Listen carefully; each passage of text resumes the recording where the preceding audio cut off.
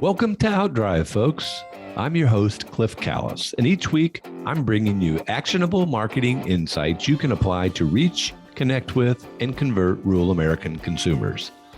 Outdrive is powered by Callis, a full-service advertising agency with a focus on marketing rural America. Callis offers a wide range of integrated marketing services, including website development, search engine marketing, social media, video, and digital. We develop strategic and creative campaigns to build your brand and your business, and you can learn more about us at ecallis.com. Now join me in the front seat as we head out on the road to success. Let's go. Hey folks, welcome to Outdrive. We've got another great story to share with you today about life and work in rural America. Out here in the country, there are a lot of cool things going on in our schools with robotics, automation, and other forms of technology. It's pretty impressive, and it bodes well for the future leaders and innovators in our country. One program I want to feature today is Team Scream. It's the nationally recognized robotics program at Smith Cotton High School, and it's led by today's guest, teacher, coach, and mentor, Michael Wright. I first got to know Michael when he went to work for one of our clients, a powder coating specialist for the gun industry.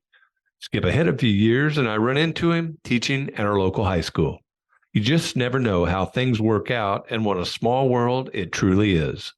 Today, he's leading a team of really smart kids to design, build, and compete in robotics competitions around the country. He's also just been named head of a new program in our community called Queen City Caps, and we're anxious to hear about both of those programs and more today. Welcome to Outdrive, Michael. Cliff, thanks for having me.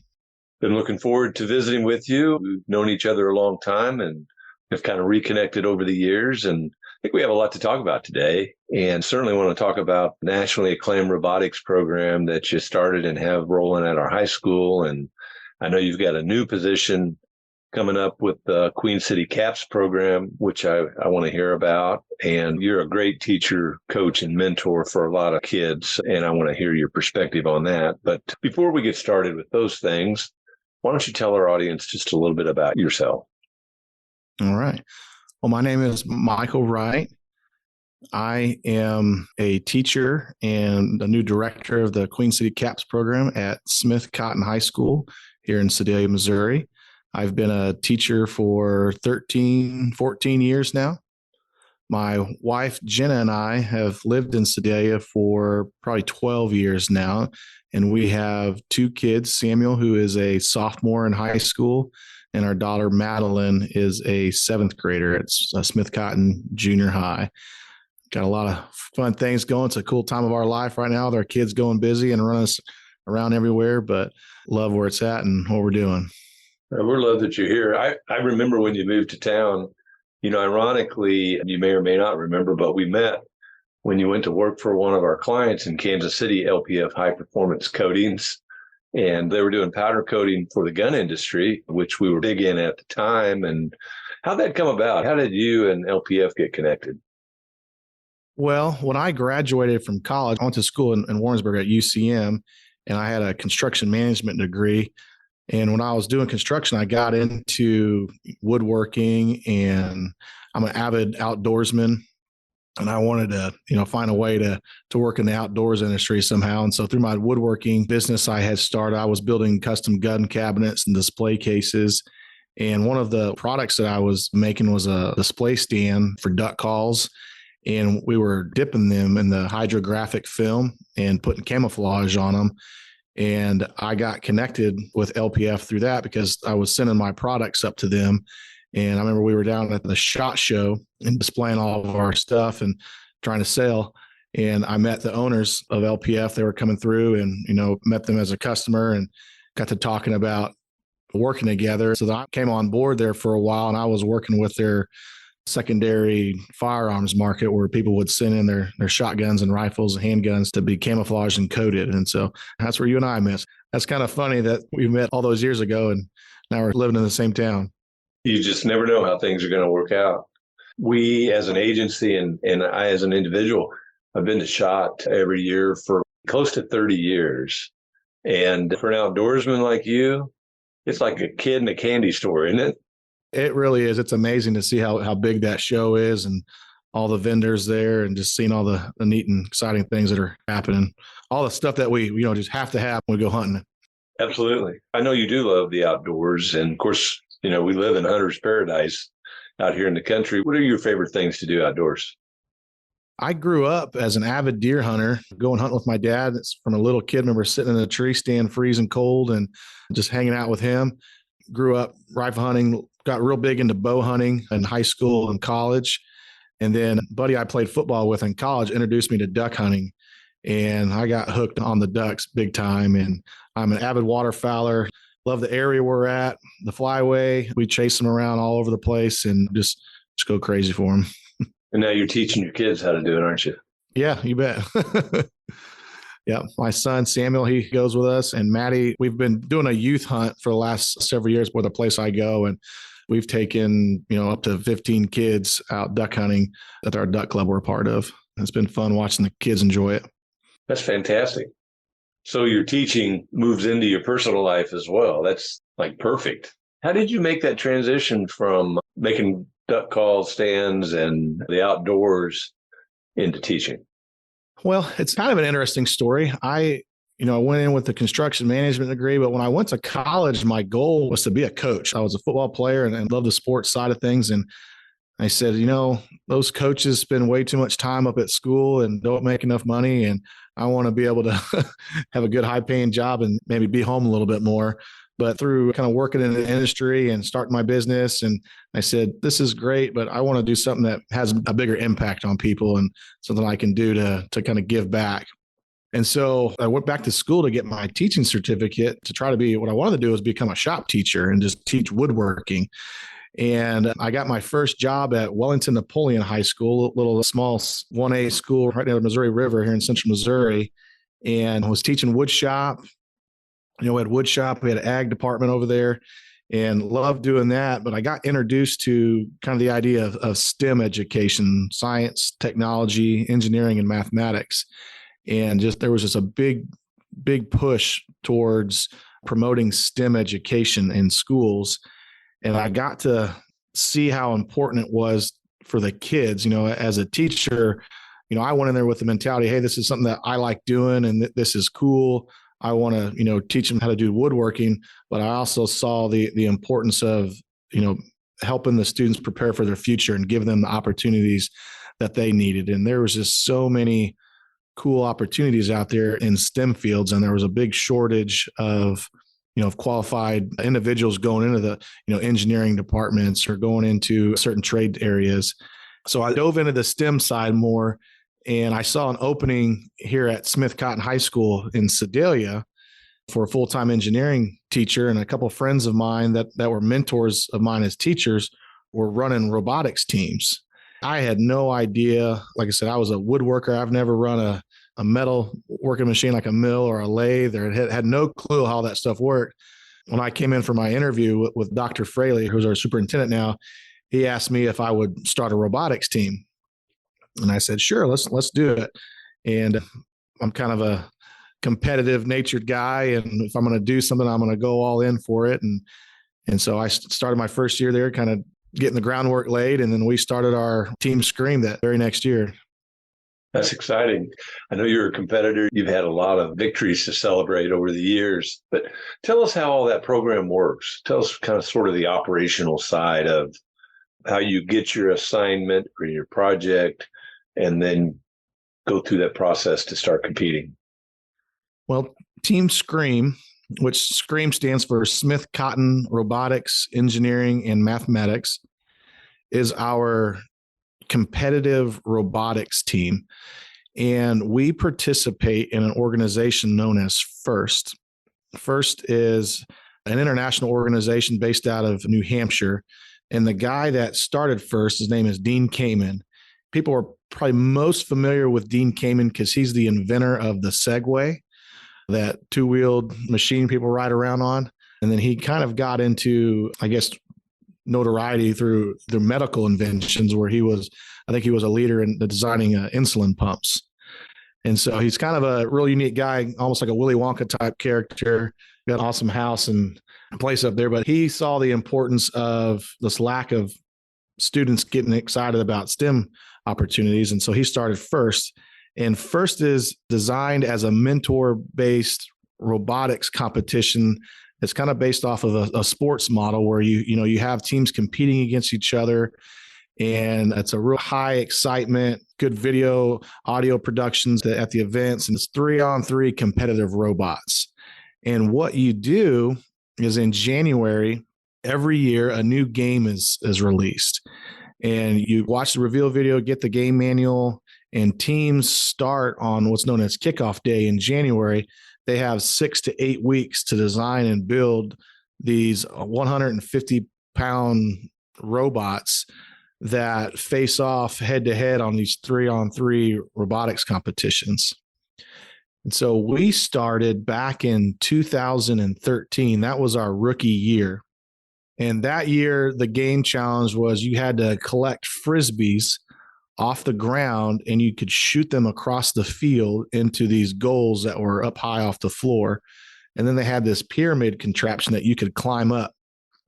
And so this was our first year as a robotics team. All right, how do you pick up a Frisbee? How do you shoot it? How do you climb? And so we started this group with probably 12 to 15 students. And we just dug in. We jumped in and said, all right, well, here's some of the game pieces. Here's the rules. We built some of the goals and just tried to figure things out. And we went into our first competition thinking that we had a really good robot. Like, man, we're really good. This looks great. We're going to be able to, win and compete really well at this thing. And we showed up and we were terrible. Our robot, it drove around and it scored goals. It did what we designed the robot to do. But the teams that were out there were just on a night and day difference to what their competitiveness was compared to ours. And we learned a ton through that first season. But one of the cool things that happened to us that rookie year is they give out what's known as the Rookie All-Star Award. And every year the team's goal is to qualify for the World Championships. And that year, the championships was held in St. Louis at the Dome. And we received the Rookie All-Star Award, which gave us an automatic qualification to the World Championships.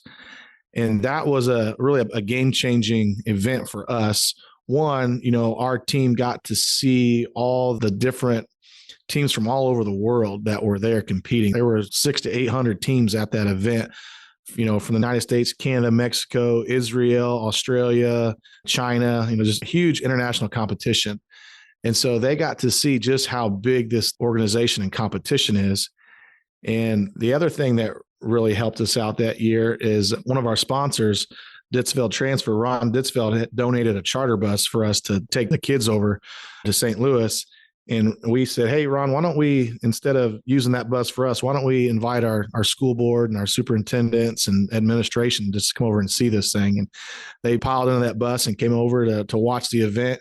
And when they saw just how big this program is, they got really excited about it as well. So our first rookie year, we learned a lot. And then our second year, we came in much better prepared and started kind of the upward trajectory of becoming a world-class program. We got our first event win that next season. And then we've been an official team for 10 plus years now. And we have qualified and competed at the World Championships every year except for one. And last year, we had really our best competitive year ever. There were 3,600 teams involved in FIRST this last season. Of those 3,600 teams, 600 of them qualify for the World Championships. Smith Cotton High School, we actually run 2 teams out of our school now. We brought 2 teams to the championships out of the 600. And then our varsity level team, Team Scream, we were ranked 39th in the world. So we've grown quite a bit in competitiveness and had a great season last year. And we have a goal of winning a world championship. Wouldn't that be something? I want to congratulate you, first of all. That's totally incredible. I'm glad you brought up St. Louis because I remember we were heading to a trade show somewhere, either Nashville or maybe Indianapolis. and we're going to be driving right by the dome in St. Louis. And so we stopped off for a few hours and watched you guys compete and saw the magnitude. It's like, holy cow, this is big time stuff. Yeah, we're glad to see you there. I think your goal of winning a national championship is honorable for sure. And we're all behind you to do that. I have to assume that as STEM becomes more and more important, really worldwide, the competition is just going to go higher and higher and higher, right? It really does. Just even seeing the caliber of robots 10 years ago, the things these machines can do now compared to our rookie season are night and day. When we first started, just getting a robot to drive around reliably was a big deal. And now just the amount of time that the kids have put into this. And one of the things that is truly beneficial to the program is a lot of it is open source. So teams and coaches and mentors and industries all around the world have shown the importance of sharing information and how that benefits everybody. And so they talk about a rising tide lifts all ships. And so as the competitive nature of it increases, so does all the teams. And so there's a period in the game called the autonomous period, which is the first 15 seconds of the match. And the robots are pre-programmed to go through and do the game challenges. For our first couple of years, we were happy with a robot just driving forward and maybe shooting the ball or picking up something. It's real simple. And now these autonomous routines that these kids are coming up with are high speed, really complex path planning, and the robots driving in specific locations. And they are trying to shave off just tenths of seconds to get that extra game piece. And it's really, really neat to watch. I know you're mentoring and coaching some really bright kids. And now that you've been doing it for several years, there has to be a bunch of them that are out into the workforce, right? Pursuing careers. Are you able to keep up with some of them, or they got to be doing some cool stuff out there? They are. Last year, we celebrated our 10th year as a team. And one of our goals was to do an impact study and track down all of our alumni and see what they were doing. And our business team students kind of led that charge. And we had a big alumni reunion last year, and we did a bunch of surveys. And when it came back to it, almost 70% of our students were involved in some sort of STEM related career after graduating that were part of our program. Every year, we've had multiple valedictorians on our team. We've got a lot of students. Like just this past season, we had 16 seniors graduate. And of those 16, 12 of them were going to Missouri S&T to study engineering. Every one of them was going to some sort of post-secondary education system. And so, we talk about the importance of STEM. My goals have kind of evolved over the course of time with our program. First and foremost, we want them to get excited about it. The robots and the competitive side of that is the fun. Hey, check this out. And people want to be a part of it. But the most important thing for me is that students really see all the amazing opportunities that are available to them, especially right here in our community. We want to expose them to that. We want to have them partnered up with mentors and show them just everything that's good to do and job opportunities here in Sedalia, but then get them out and let them go get excited about what they want to become. And then hopefully we get them to come back to be that homegrown workforce here in town. That's awesome. That's a great approach. One of the things I've been impressed about as you've developed the program is just the numbers of kids that are getting involved. And I guess, winners attract, right? I mean, you said you started out with about a dozen kids, 10 plus years ago. What are you up to now? Right now, we run about 55 students on the team. That's kind of our 55 to 60 has been our cap the last couple of years. We're doing some things that are going to help increase those numbers as well and expand our program down to the lower levels. It is a co-ed program, and it's an after-school competitive team. And when students join our team, we do a big recruitment drive in the beginning of the school year, but we try to run it like a business. And so we have 5 sub-teams on Team Scream. You have the engineering team, which is responsible for designing and building the robots. We have a programming and software team that does all the coding and making the robot move. We have a strategy analysis team, which is a neat part of our system where students look at all kinds of data. They gather information on other teams and do all the scouting and develop scouting apps while they're at competitions watching what they're doing. We have a marketing and communications team we call Marcom. They're doing all of our social media posts and graphic design, photography, videography.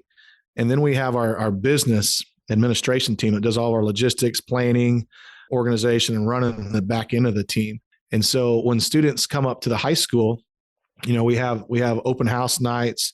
We require their parents come to these open houses so they can just see the scope of our program and what they're signing up for. Because when we tell students, hey, you're going to be here till 9 or 10 o'clock every night, their parents know that we're for real. And this is the time commitment that it takes to join, if they're not shocked about it. But our students, we treat the team as a business. And so that when new members want to come on, they fill out an application, they get a reference, they're applying for a specific position on the team, and we bring them in and we do interviews. We offer them a slot on the team based on that position that we need to fill. Sounds like a tremendous experience, very well-rounded. I like that approach. You've recently been named head of the new Queen City CAPS program, and I want you to talk about that in a minute. How does that impact your role at Team Scream, or does it? Well, as becoming the new director of the Queen City CAPS, I am stepping away from the day-to-day classroom teaching, but I will still be the head coach of Team Scream. And so we brought on another teacher to take over the classroom. And then that teacher, Miss Mindy Gray, she's going to be my new assistant coach as well. So we're excited about the move and the change. Yeah, got to have some mixed feelings in there. I assume, just because I know how much you enjoy the teaching part of what you do. But tell us about this new Queen City CAPS program. Yeah, so it's going to be a different role for me. I'll be out of the classroom, but I'm really excited about the CAPS program. As I've been a teacher over the years, if you think of a teacher as that traditional stand in front of the classroom and teach a lesson, and the kids take notes and work on a project, that's a style of teaching that a lot of us still use. As I've gone over the years, I've tried to be more of a facilitator and less of a stand in the front and teach. And just with in STEM fields in particular, there's a lot of you call project-based learning, or different just opportunities for students to work on projects that are not your traditional classroom lessons. And as we've gone through that, we started looking at what are these different methodologies that are out there that are making an impact on students. And this CAPS model kept popping up. And in a lot of the ways we're already doing the same thing that CAPS is promoting. But what CAPS is, it's the Center for Advanced Placement Studies. And it was started out of the Blue Valley School District in Kansas. And they are really big on professional-based learning opportunities. An example of a professional-based learning opportunity would be a local industry or a local client that has a project in mind where they want to partner with a school district and work on a project. And so when we went to tour some of these facilities that were doing CAPS, we went down to Springfield, and they have different strands. One of the strand was engineering and manufacturing. They had a healthcare strand. They had a business incubator, entrepreneurship strand. And when we went into the engineering and manufacturing facility where they were meeting at, one of the local manufacturing companies had given the school a big office conference room where that was their home base. And the teacher in there had engineering experience and background, and he was in there working with students on a variety of projects. They had a big marker board with all the different companies that were as clients. And then they had their list of students partnered up with those on all kinds of projects. And that day we were there, a bunch of the students were on site. They were over at the different plants, working on their specific projects. And there were several that were back in the classroom that they were working on a CAD design, working on building prototypes and stuff that the teacher was there helping out with. And so here in our community, we've got just a tremendous amount of manufacturing, a lot of great businesses here in town, and we've in a lot of ways have a lot of these same things going on. A lot of these partnerships developed. Big one, obviously was with Team Scream. We've got lots of sponsorships, but sponsors and mentors that work with the program. But we have done a variety of projects with local companies. And so our goal here with our CAPS program in Sedalius is kind of take all of these different professional learning-based opportunities and put them under one umbrella and be just real intentional with kind of changing the way that we work with our upperclassmen students and be less in the classroom and more, hey, let's go out and figure out what we can be doing here in the community. An example that the CAPS program talks about is we talk to a local manufacturer and say, hey, what are some of those items on your to-do list that are maybe the number 10 item on your list that's important to you, but it's not always going to get to the top. Why don't you let us partner with you with some high school students and see if we can help you out with that and figure that out. So that's one way. And then there's also the entrepreneurship side of things where we've got kids with a lot of great ideas, have the entrepreneurial mindset and want to come up with a business. And, so we find some local partners that will help our students develop those ideas, or maybe they've got ideas and we've got great manufacturing lab at the high school. Maybe we can partner with them to help them create their own ideas. So it's really a broad scope of projects that we can be working on.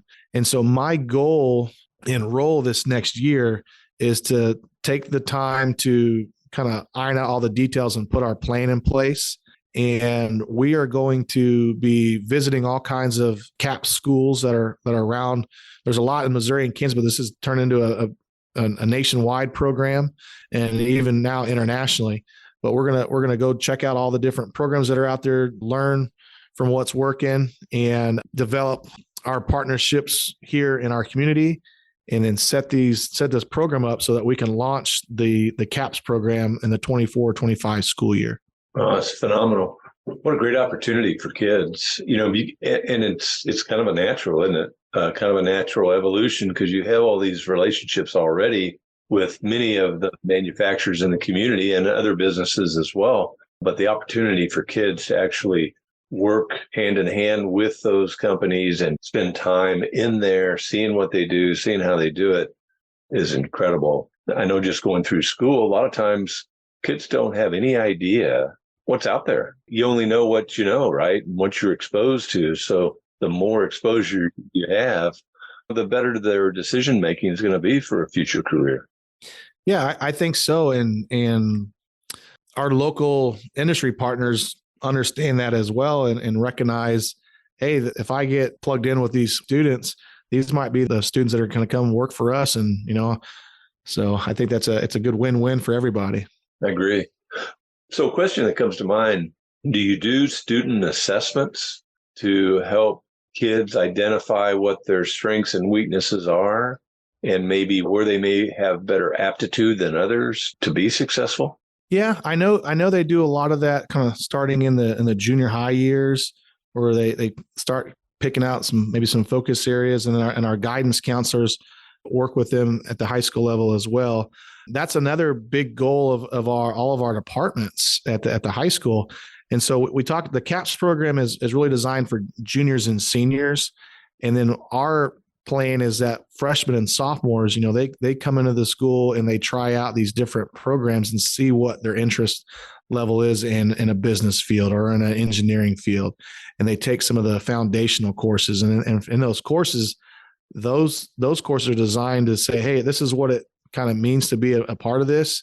And you're going to learn all this different content in these areas. And then from there, now, hey, are you interested? Do you want to pursue this more? Where does your interest lie? And then how can we tailor an educational experience for you in your junior and senior year through the CAPS program? And that's another one of the big goals of the CAPS program, is to always be flexible and always be dynamic and moving and changing with the needs of the industry and needs with the students and their interest levels.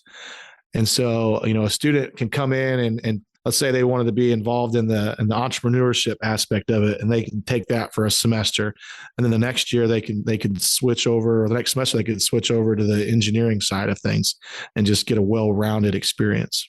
So this is not just about STEM. This is really about all different types of careers.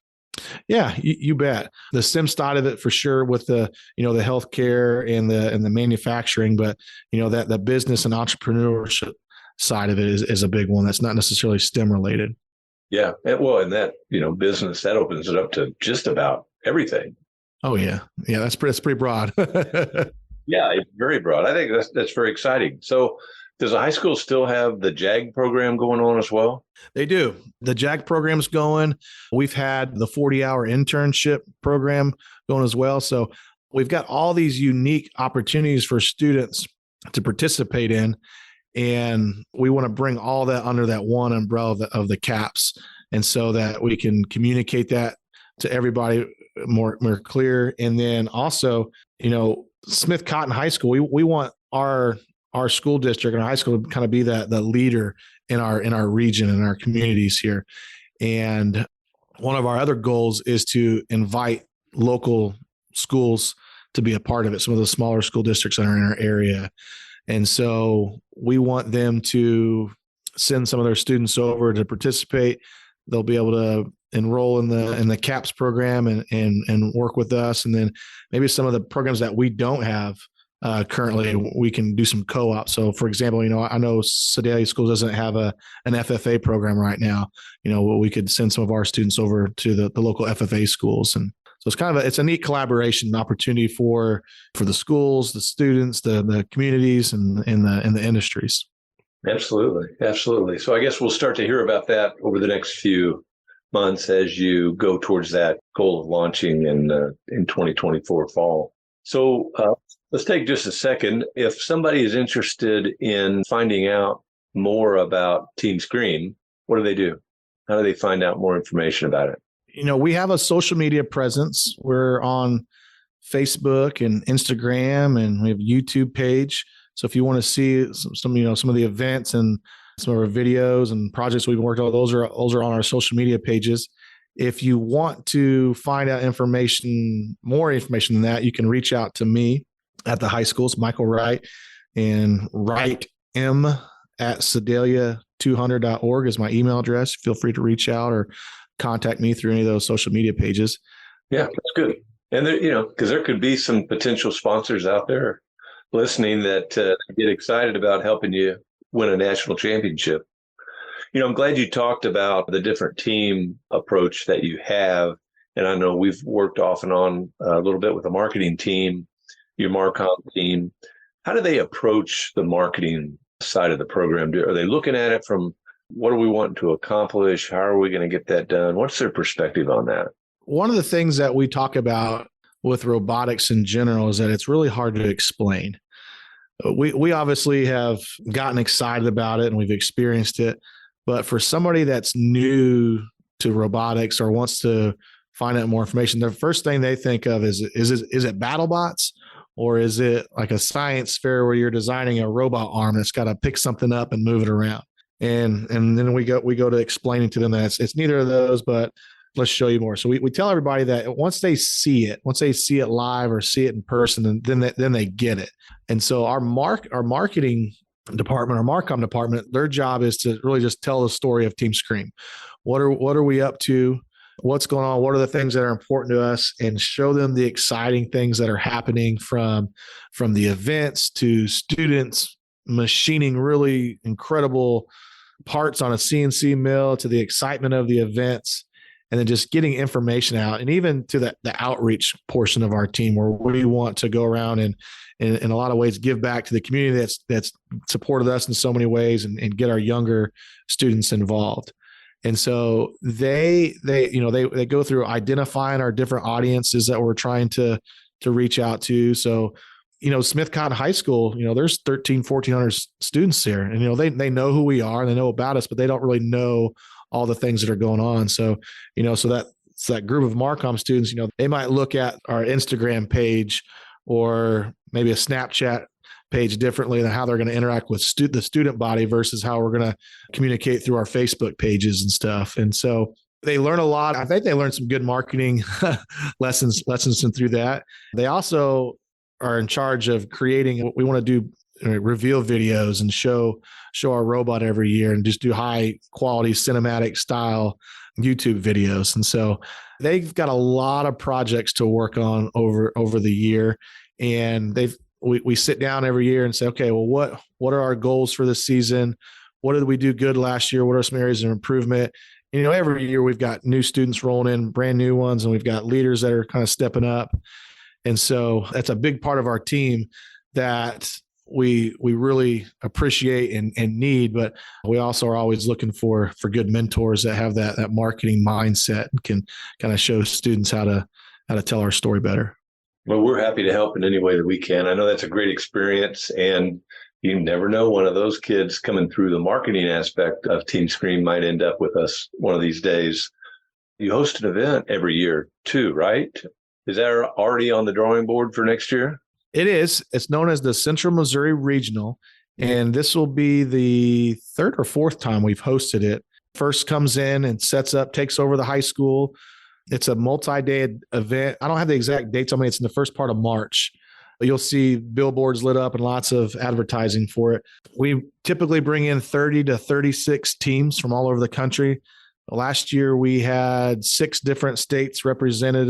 The time before that, we had 7 or 8 states. And we also had an international team from Turkey fly in and stay with us and compete. We've got a fantastic venue there at Smith Cotton High School. The teams come in, take over the town, rent out all the hotels, and robots invade Sedalia, and we love having them here. So that is a free event. It's a Friday, Saturday, 2-day event, and we encourage everybody to come out and check it out and see the robots live in action. Yeah, absolutely, folks. So put that on your calendar for next year, next March. It's your opportunity to get out and really see what the robotics program at the high school and really throughout the world is all about. Hey, Michael, I've really enjoyed visiting with you today. It's been interesting to learn about the CAPS program because I'd really only heard bits and pieces, and I'm excited about that. Keep doing a great job of leading Team Scream forward. And thanks for everything that you do for the kids of our community. It's my pleasure. What else would you like to share with our audience today that you think they might find interesting or maybe inspiring? I would like to leave the audience with this, is that our high school students are capable of so much. And I am just shocked. And I'm not shocked anymore because I expect it now, but you will be amazed of what they're capable of and what they can do. If you put a big challenge in front of them, they've got a unique way of approaching problems and working together.